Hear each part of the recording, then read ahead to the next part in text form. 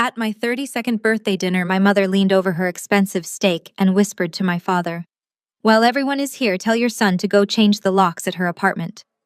I watched my brother nod and slip away from the table. They thought they were kicking me out onto the street.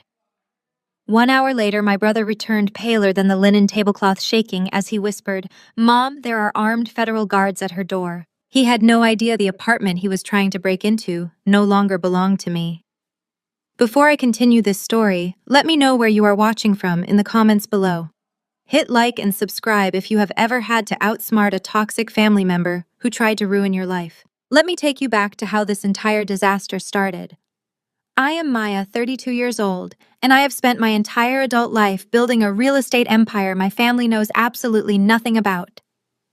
The scene of the crime was an exclusive, ridiculously overpriced restaurant in downtown Atlanta. The crystal chandeliers cast a warm glow over the dining room, but the atmosphere at our table was ice cold. Chloe, my brother Jamal's wife, picked up the wine menu with a theatrical sigh. Chloe is a woman who wears her entitlement like a designer accessory, and she never misses an opportunity to remind me of my place. "Are you sure you can afford this place?" "Maya?" Chloe asked, her voice carrying across the quiet dining room. "I mean, an appetizer here costs more than what you probably make in a week at whatever desk job you are working now. It is just irresponsible for someone on a basic salary to suggest a restaurant like this." I took a slow sip of my sparkling water, letting her words hang in the air. I did not correct her. I did not tell her that my so-called desk job was actually managing a private equity firm that handled hundreds of millions of dollars. I did not mention that I developed high-end commercial real estate across the East Coast. I just looked at her and smiled. Jamal chuckled, wrapping an arm around Chloe.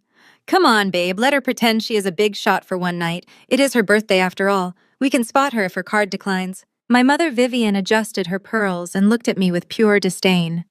She had always treated Jamal like royalty, despite his string of failed business ventures and mounting debts. Jamal was the golden child. I was the family bank account. "Maya, you really should listen to your sister-in-law," Vivian said, her tone dripping with false concern. "You are 32, single, and still trying to live above your means. It is embarrassing. You should be saving every penny, especially since family is supposed to help family and your brother is going through a tough transition right now." The tough transition she was referring to was Jamal getting evicted from his luxury townhouse because he spent his rent money on cryptocurrency schemes. But in my mother's eyes, Jamal's failures were just bad luck, and my independence was a personal insult. I set my glass down. "I am doing fine, Mom," I said evenly. "I can handle my own birthday dinner." Chloe scoffed, flipping her blonde hair over her shoulder. "Sure you can. Just like you handled your student loans by working 3 jobs, while Jamal got to focus on his entrepreneurial spirit. It is not our fault you chose the hard way, Maya. But honestly, watching you try to keep up appearances is just sad. We all know you are renting that little apartment downtown. You do not own anything." Every word they spoke was designed to make me feel small. They fed off it. They needed me to be the struggling single black woman so they could feel superior. My father Marcus sat there silently slicing his steak, never once defending me. He only existed to nod along with whatever Vivian wanted. He was the one who had co-signed on my first apartment 10 years ago, a fact my mother had held over my head ever since, treating it like a lifelong debt of gratitude I had to repay with my absolute obedience. That is when I saw it. Vivian leaned close to Marcus, her voice dropping to a harsh whisper that she thought I could not hear over the restaurant music. "While everyone is here," she muttered, "tell your son to go change the locks at her apartment. Throw her things in the hall if you have to." Marcus blinked, then gave a slow, cowardly nod. He tapped Jamal under the table. Jamal pulled out his phone, pretended to read a text message, and stood up. "Sorry, guys, I have to take this call for a new business pitch," Jamal lied smoothly. "Do not order the main course without me." I watched my brother hurry out the front doors of the restaurant, a smug grin plastered on his face. He was heading straight to my building, fully intending to lock me out of my own home and claim it for himself and Chloe. They really believed they had the power to leave me homeless on my birthday. They really believed I was still the helpless 22-year-old girl who needed their permission to breathe. Chloe took another sip of her wine, looking at me with pure malice. "You know, Maya," she said, her voice dripping with venom, "you really should learn to share. Jamal deserves a nice place to live. It is a shame you are so selfish with what little you have. I smiled again, picking up my menu. I am not selfish at all, Chloe, I replied softly. In fact, I'm about to give you exactly what you deserve. Chloe's perfectly arched eyebrows pulled together in a deep frown. She set her wine glass down with a sharp clink, clearly confused by my calm demeanor. What exactly is that supposed to mean, Maya? She demanded. Are you threatening me? Before I could answer, my mother slammed her palm flat against the white tablecloth. The silver cutlery rattled. We are not doing this tonight, Vivian snapped, her voice dropping its artificial sweetness entirely. She checked her gold watch, calculating how long Jamal would need to reach my building. Since your brother has stepped away for his very important call, we are going to have a real family discussion right now. I leaned back in my velvet chair and crossed my arms. By all means, Mom, I said. Let us have a real discussion. Vivian squared her shoulders. She looked at me not as a daughter, but as a subordinate who had stepped out of line. You are packing your things tonight, Maya. Chloe and Jamal are moving into your apartment tomorrow morning. The sheer audacity of her statement hung in the heavy restaurant air. I did not blink. I did not shout. I just stared at the woman who had birthed me, watching the absolute entitlement radiate from her pores. Did you not hear your mother? Marcus finally spoke up. My father, the man who had never protected me a day in his life, pointed a thick finger in my direction. Your brother lost his townhouse because the market took a bad turn. He needs stability right now. You are single. You only have yourself to worry about. You can easily find a smaller place or rent a room somewhere. Family steps up when things get hard. I let out a short, dry laugh. So let me get this straight. You sent Jamal to physically break into my home to change the locks, and now you are telling me I am being evicted by my own parents. Vivian waved her hand dismissively, totally unbothered that I had caught on to her whispered scheme. It is not an eviction if it is my apartment, Maya. Need I remind you who co-signed that lease 10 years ago when you were just a broke college graduate? My name is on that guarantor paperwork.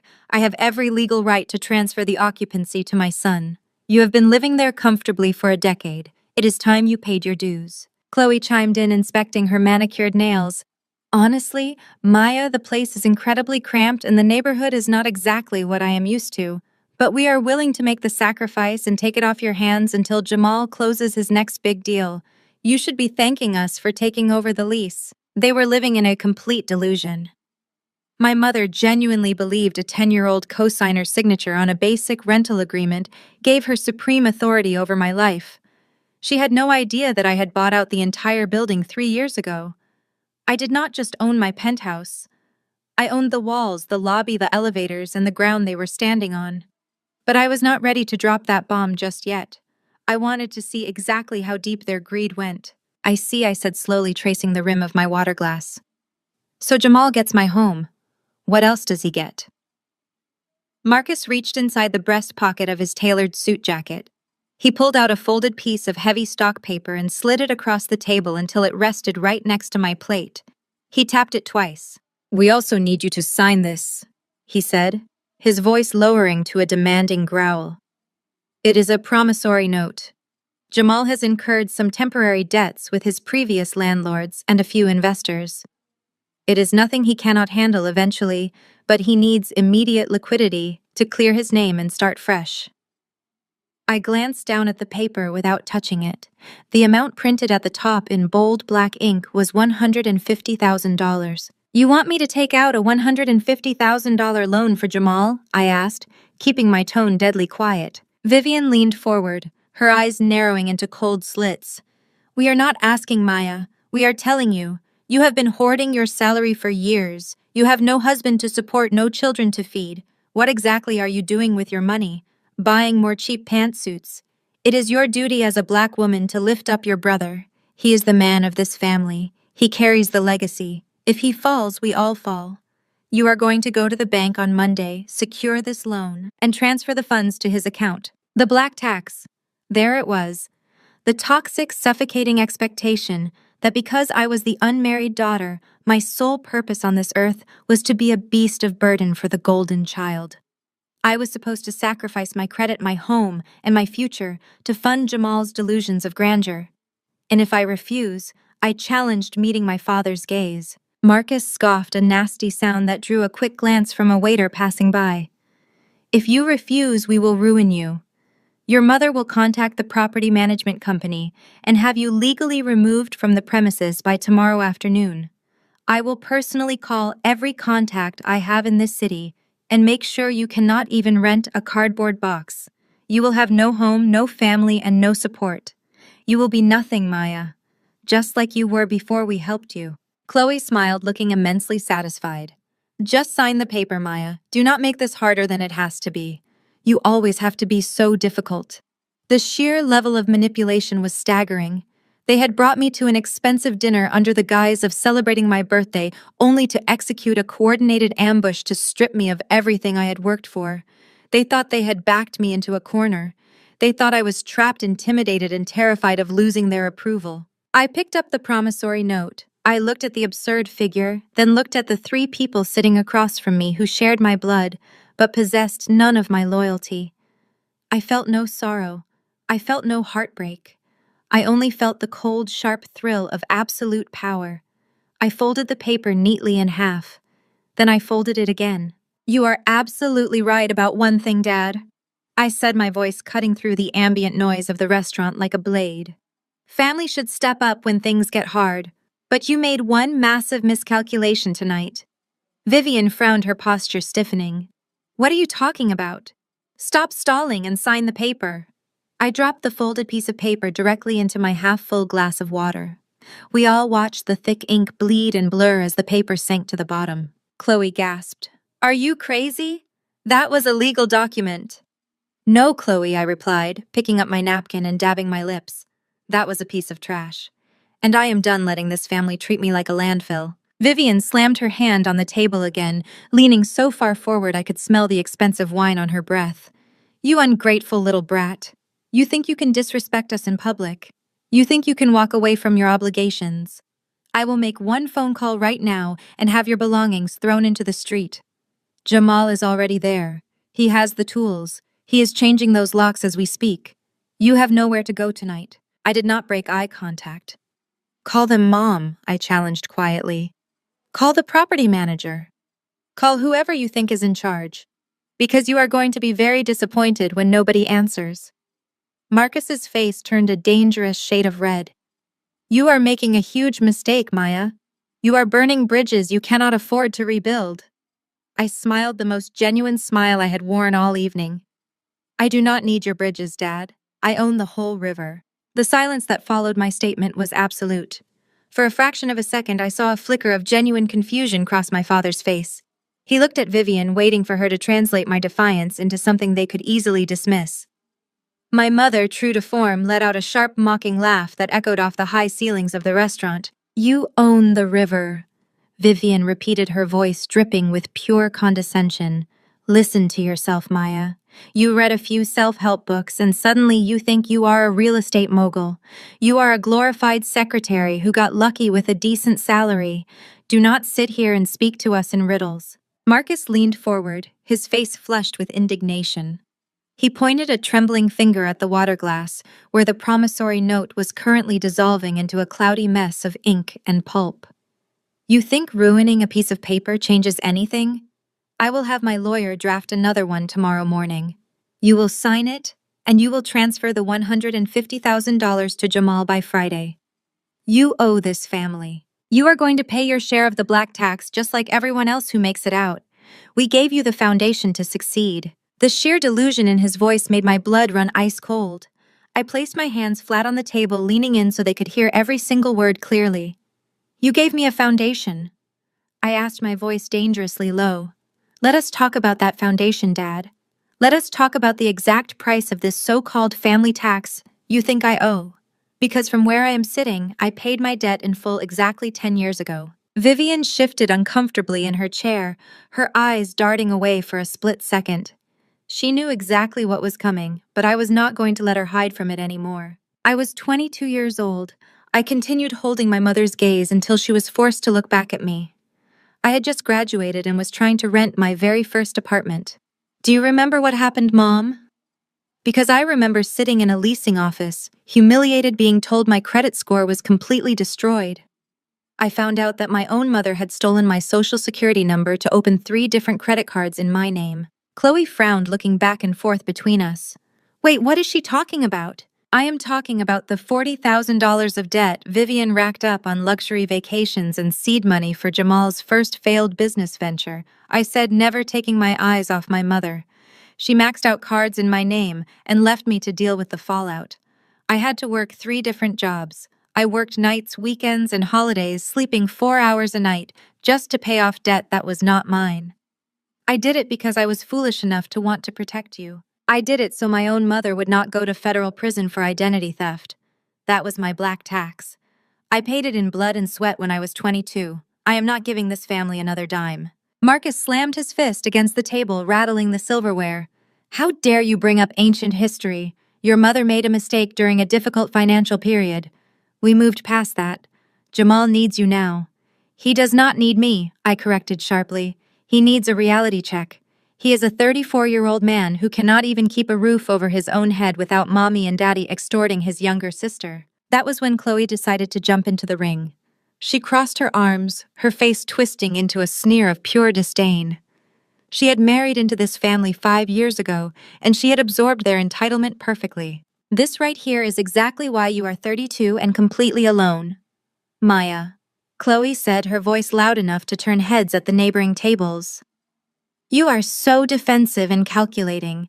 You are the textbook definition of the bitter, hyper-independent black woman who thinks she does not need anybody. No man is ever going to want to deal with a woman who is this rigid and unforgiving. Jamal is a family man. He is building a legacy with me. We are trying to establish a future, and you cannot even find the basic generosity to help your own blood when we need it most. You are just a lonely woman hoarding a paycheck out of spite. I looked at my white sister-in-law, watching her weaponize racial stereotypes against me with absolute ease. She felt so safe, so protected by my parents' constant validation of Jamal, that she thought she could sit across from me and tear down my identity without any consequences. I did not raise my voice. I did not give them the angry reaction they were so desperately trying to provoke. You talk about legacy, Chloe, I said, keeping my tone perfectly conversational. But you do not even know what the word means. You see Jamal as some great patriarch. I see a man who just sent a text message pretending he had a business call, all so he could sneak over to my building with a crowbar to steal an apartment he cannot afford. You two are not building a legacy. You are building a house of cards, and it is currently collapsing on top of you. You are a disrespectful, selfish girl, Vivian hissed, grabbing her expensive purse from the empty chair beside her. I should have let you drown in your own arrogance years ago. We are done asking nicely. You are going to sign a new loan agreement tomorrow, or I am calling the property manager first thing in the morning to have your belongings thrown into the street. We will see how strong and independent you feel when you are sitting on the curb with your suitcases. I smiled, reaching slowly into my designer handbag. It is fascinating how much faith you have in a 10-year-old co-signer agreement, Mom. But since you are so eager to talk about property management and who holds the power, I think it is time we settle the bill for this lovely birthday dinner. Right on cue, the waiter arrived at our table carrying a sleek black leather folder. He placed it carefully in the center of the white linen cloth. The total damage for the evening was $4,800. For a family that claimed to be struggling, a family that was currently begging me to take out a massive loan to save their golden child, they had certainly not held back. They had ordered vintage champagne, the most expensive cuts of Wagyu steak, imported truffles, and multiple appetizers. Marcus immediately patted his suit jacket pockets, performing a terrible and thoroughly practiced piece of acting. Oh, I must have left my wallet in my other coat, he muttered, looking anywhere but at the leather folder.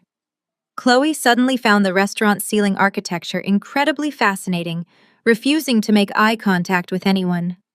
Vivian, without missing a single beat, slid the heavy folder across the table until it touched the edge of my plate. Consider it your contribution to the family, Vivian said smoothly, completely unfazed by the staggering amount.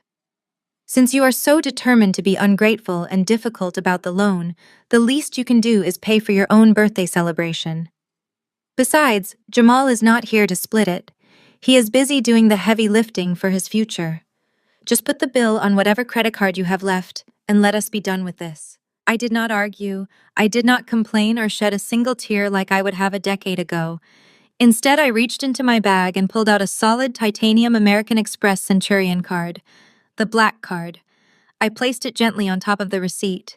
The heavy metal made a sharp, distinct thud against the silver tray. Chloe's eyes snapped downward at the sound. Her jaw actually dropped.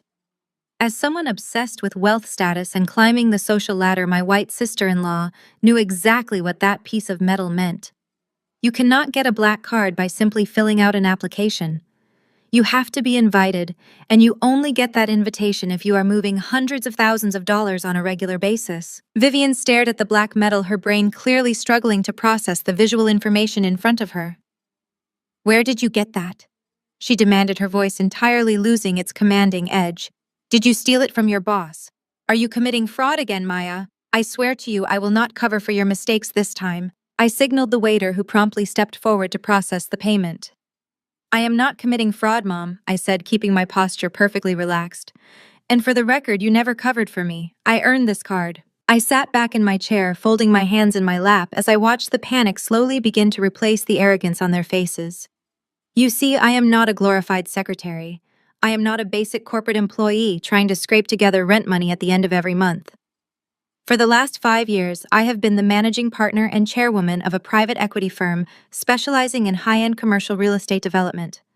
I do not just earn a basic salary, Chloe. I manage capital flows and investment portfolios that would absolutely make your head spin. Chloe looked like she had swallowed a lemon. Her face turned a blotchy shade of red. "But you live in that rental building downtown," she stammered, her voice pitching higher in disbelief. "Jamal said it was just a basic tenant lease. He said you were barely getting by." I smiled warmly at my mother, soaking in the absolute terror dawning in her eyes.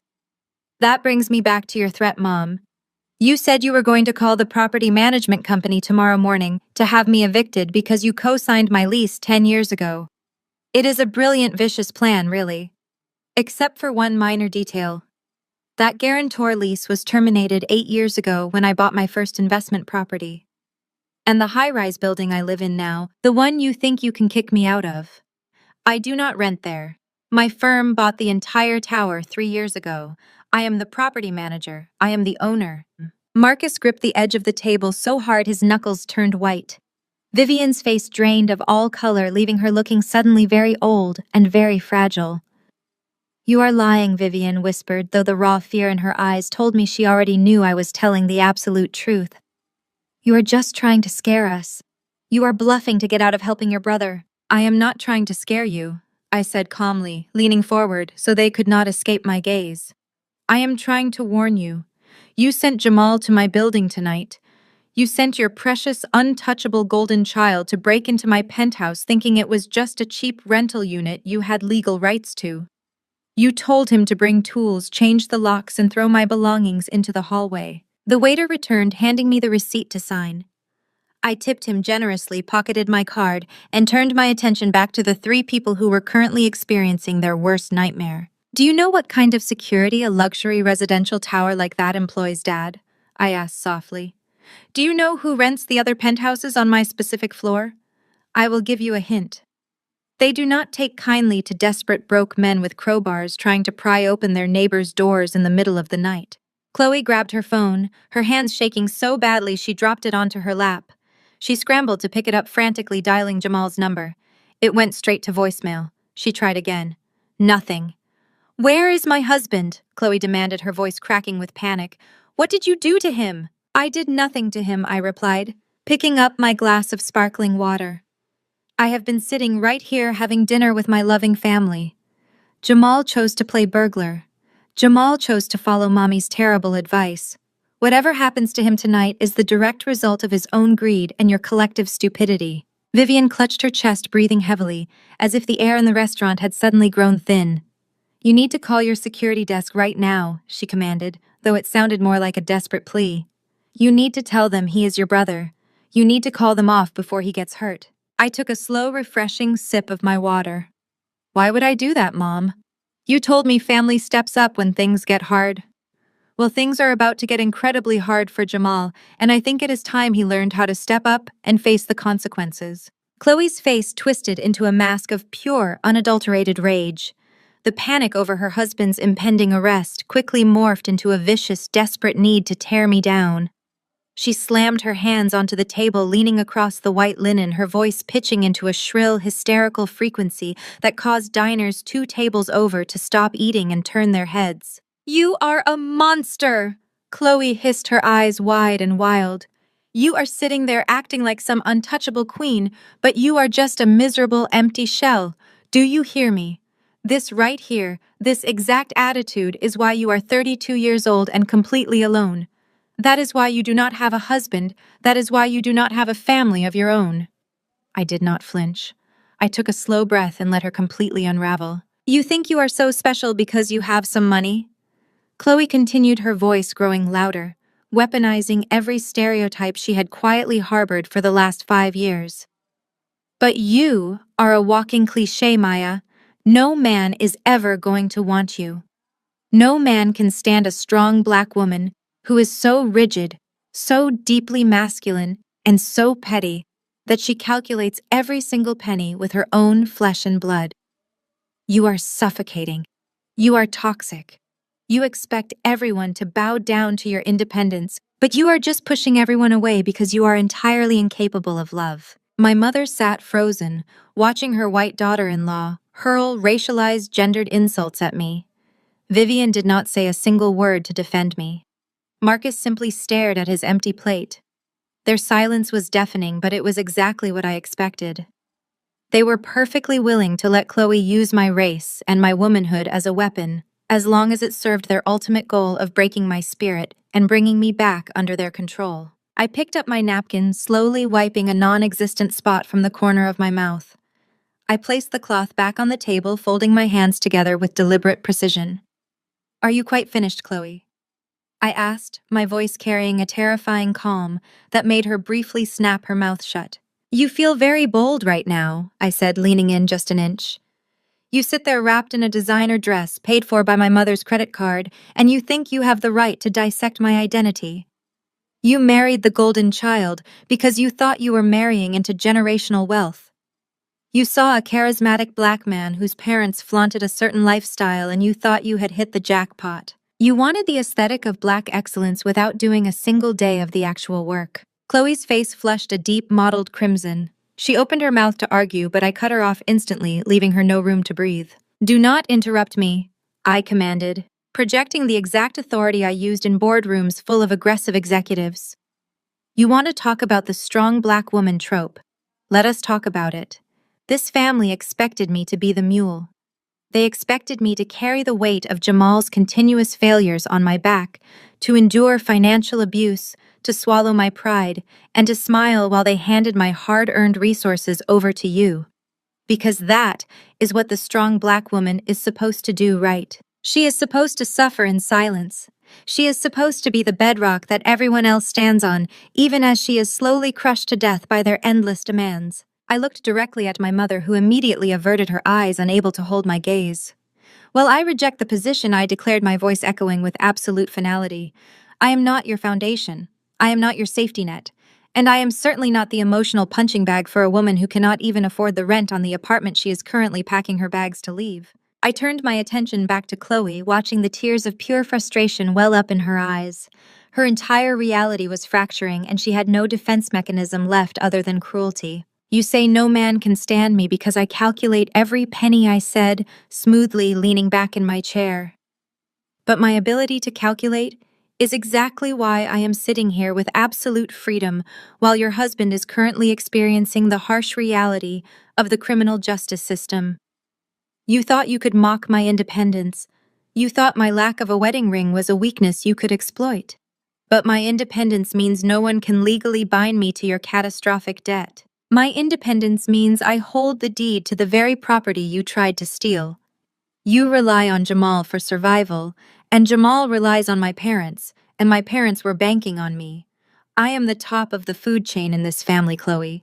You are just fighting for scraps." Marcus finally found his voice, though it lacked any real conviction. It sounded weak, the voice of a man who realized he had backed the wrong horse for over 3 decades. "Maya, that is enough. You are speaking to your sister-in-law. You need to show some respect. Respect is earned, Dad, I replied sharply, shutting him down. She just spent the last 2 minutes calling me an unlovable masculine stereotype, and you sat there in complete silence. You do not get to demand respect when you refuse to protect your own daughter. But that is the story of my entire life, is it not? You and Mom will protect anyone who serves your false narrative of perfection, and you will sacrifice me without a single second thought. Chloe was trembling now. Her hands clutched together so tightly her knuckles were white. She looked at Vivian, pleading silently for backup, begging the matriarch to put me back in my place. But my mother was entirely focused on her own impending disaster. The reality of my words had finally penetrated Vivian's thick layer of denial. Vivian's phone, which had been sitting face down on the table next to her untouched wine glass, suddenly vibrated. The screen lit up with a rapid succession of notifications. It vibrated again, a harsh buzzing sound that felt like a ticking time bomb in the middle of our tense silence. I did not need to see the screen to know what was happening. I had orchestrated this entire evening down to the minute. I had anticipated their greed, their timing, and their exact sequence of betrayal. Go ahead, Mom, I said, gesturing casually toward her glowing phone. Answer it. I am sure it is incredibly important. Vivian glanced down at the glowing screen of her phone, her eyes narrowing as the device vibrated angrily against the wood of the table. For a second, I saw a flash of hesitation cross her perfectly powdered face. But her pride was a sickness, a disease that blinded her to anything that did not serve her immediate ego. Instead of answering the call that I knew would change her entire world, she reached out and pressed the side button, sending the call directly to voicemail. She silenced the device and flipped it face down completely, ignoring the lifeline that could have saved her from the incoming disaster. She did not want a distraction. She wanted an execution. She wanted to look me in the eyes and watch my spirit break in real time. Before Vivian could open her mouth to deliver what she thought would be her killing blow, Marcus finally exploded. My father, a man who had spent his entire life shrinking in the shadow of my mother's demands, decided this was the moment to perform his twisted version of patriarchy. He brought his large hand down hard against the table. The sudden violent impact sent a shockwave through the wood, rattling the crystal wine glasses, and causing a few drops of expensive red wine to spill onto the pristine white tablecloth. The sharp sound cracked like a whip in the quiet restaurant, drawing horrified stares from the affluent diners around us. I did not flinch.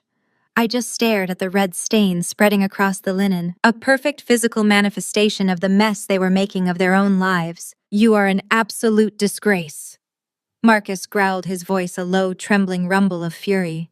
He leaned across the table, his face twisted into a mask of pure contempt.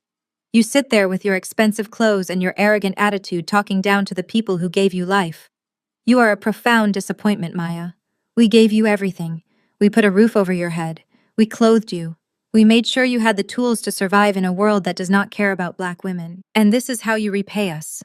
You spit in our faces. You disrespect your brother. You embarrass us in front of your sister-in-law. You are nothing but a selfish, cold-hearted disgrace to the family name. His words were heavy, dripping with decades of conditioned toxicity.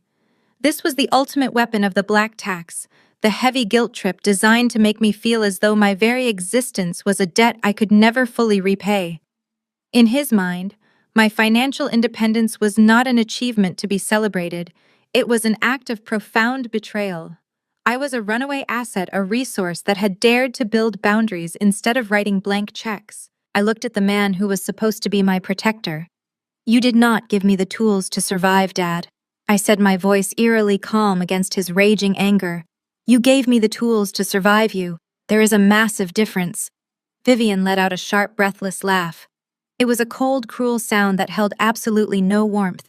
She sat back in her chair, crossing her arms over her chest, looking at me with the triumphant, satisfied expression of a predator that had finally cornered its prey. You can try to sound as smart and as philosophical as you want, Maya Vivian said, a wicked, triumphant smirk playing on her lips. But your little speeches do not change reality. You think you are sitting here holding all the cards because you ruined a piece of paper. You think refusing to sign that loan gives you some kind of power over us tonight. But you are completely delusional. She leaned forward, her dark eyes locking onto mine, fully intending to destroy my world. It does not even matter if you sign that promissory note, Vivian stated, her voice dripping with venomous satisfaction. "We do not need your signature because we already took what we needed. While you have been sitting here arguing with us playing the tough, independent career woman, Jamal has been working. He texted me 10 minutes ago right before Chloe started speaking. He is already inside the building. He is already inside the apartment." Chloe's posture immediately relaxed. The panic that had gripped her just moments ago completely vanished, replaced by a nasty, superior smirk. She reached over and intertwined her fingers with Marcus's hand, a united front of pure malice. "He has the tools," Vivian continued, her voice rising with arrogant glee. "He has the new locks.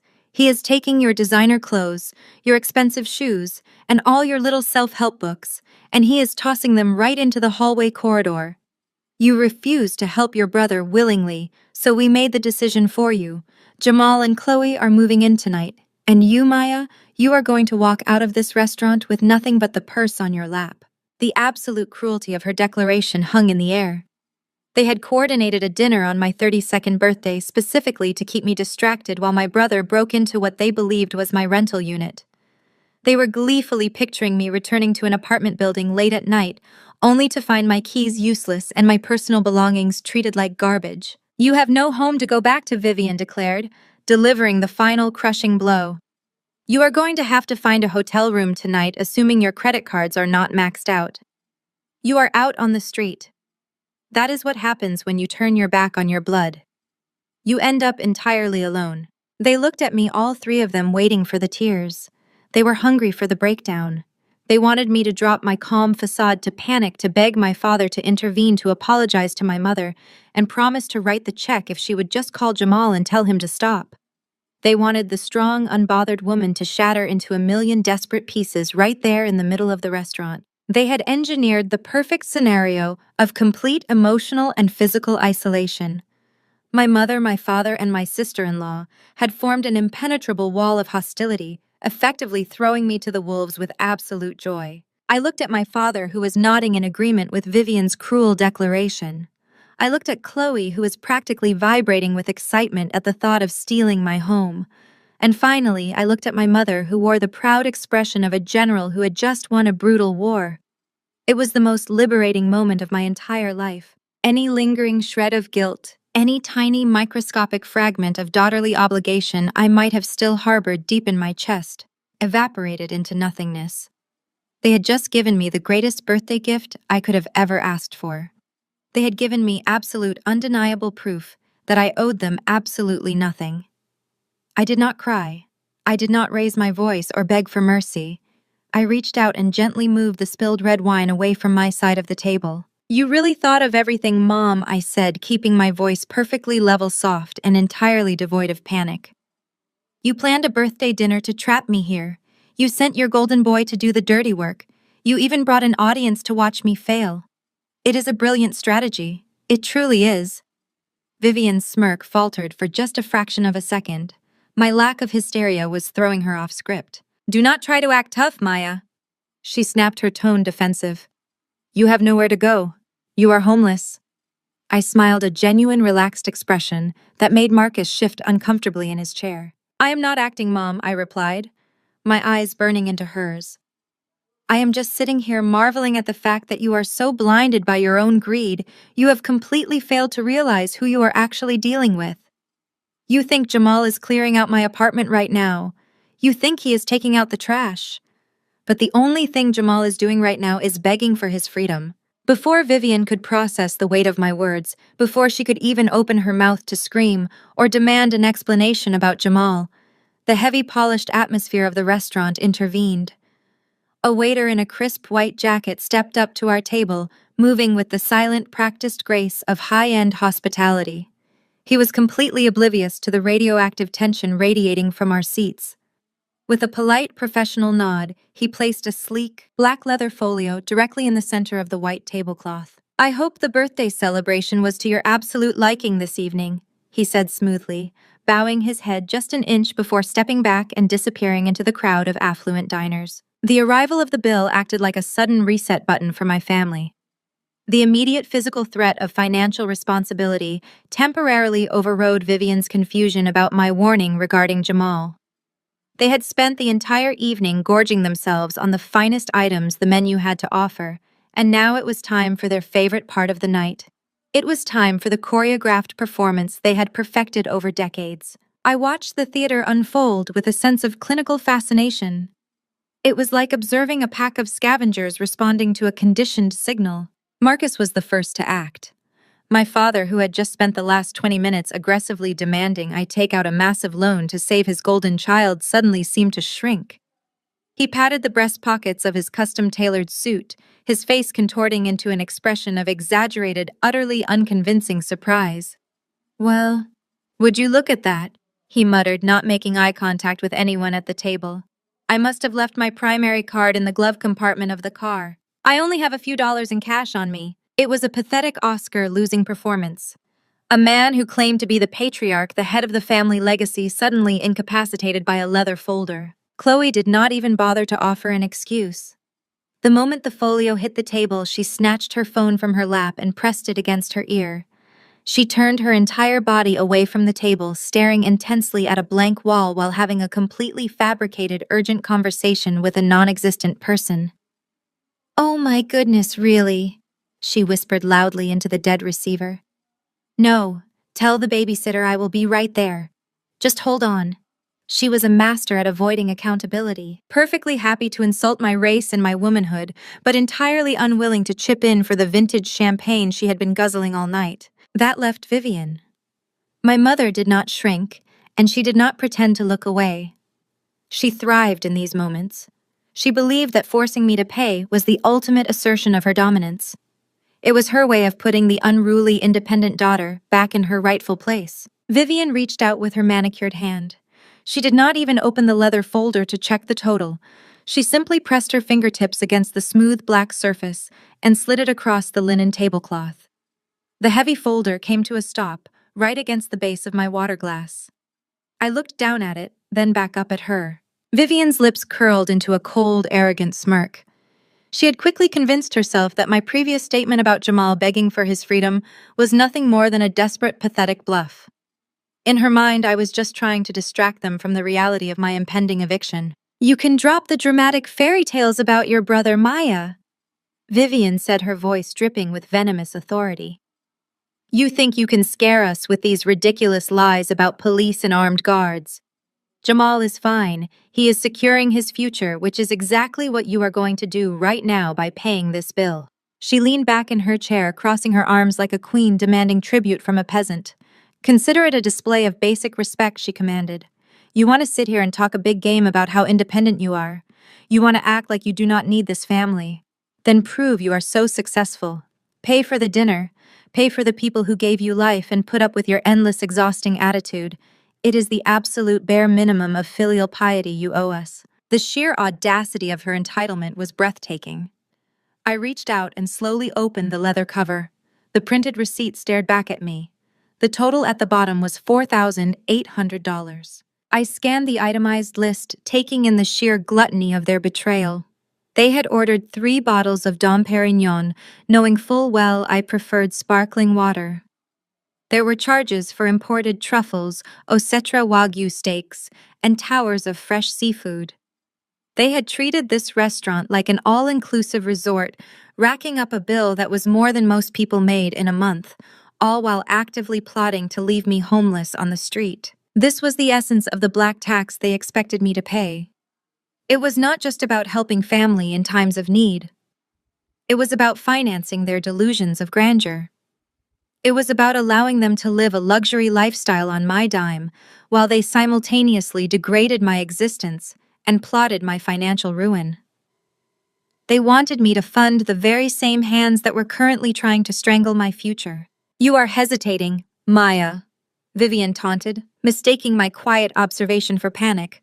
"What is the matter? Did you realize your little checking account cannot cover a real dinner? Is that why you were making up those insane lies about Jamal being arrested?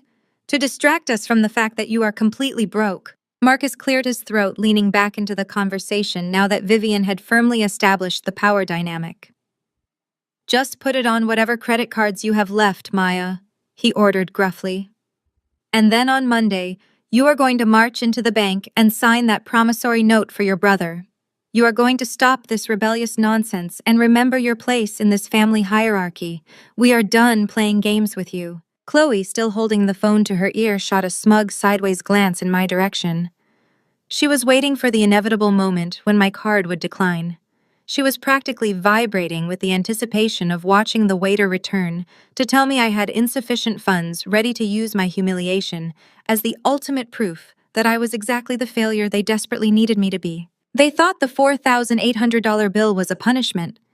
They thought sliding that leather folder across the table was the final nail in the coffin of my independence. They truly believed they had trapped me in a corner, forcing me to either admit I was broke or bankrupt myself just to maintain my pride. I closed the leather folder. I looked at the three of them, perfectly aligned in their toxic parasitic synergy. They were so confident in their victory. They were so utterly convinced that they were the predators and I was the prey. I did not feel angry. I did not feel the crushing, suffocating anxiety that used to paralyze me when I was in my 20s. I felt an overwhelming sense of calm. The kind of calm that only comes when you are holding a royal flush and your opponents have just gone all in with absolutely nothing. Filial piety, I repeated softly, letting the words roll off my tongue. You want me to prove my success, Mom? You want me to pay for the privilege of your company? Vivian raised her chin, her eyes flashing with triumphant malice. It is your duty, she stated firmly. Pay the bill, Maya. I nodded slowly, keeping my eyes locked onto hers as I reached into my designer handbag. My fingers slipped past the smooth leather compartments of my bag, ignoring the standard debit and credit cards I used for everyday coffee runs. I bypassed the cash. I bypassed the keys. I went straight for the hidden zippered pocket. I pinched the cool matte edge of the heavy titanium. I pulled it out slowly, letting the warm ambient light of the restaurant catch the distinct dark surface of the American Express Centurion card. The black card. I did not slide it across the table. I dropped it. The solid metal hit the leather folio with a heavy, unmistakable thud that resonated across the crystal glasses and porcelain plates on the table. The sound was completely different from the flimsy, hollow clatter of a standard plastic bank card. It carried literal and figurative weight. It carried absolute power. Silence slammed down on our table like a physical force. Chloe froze instantly.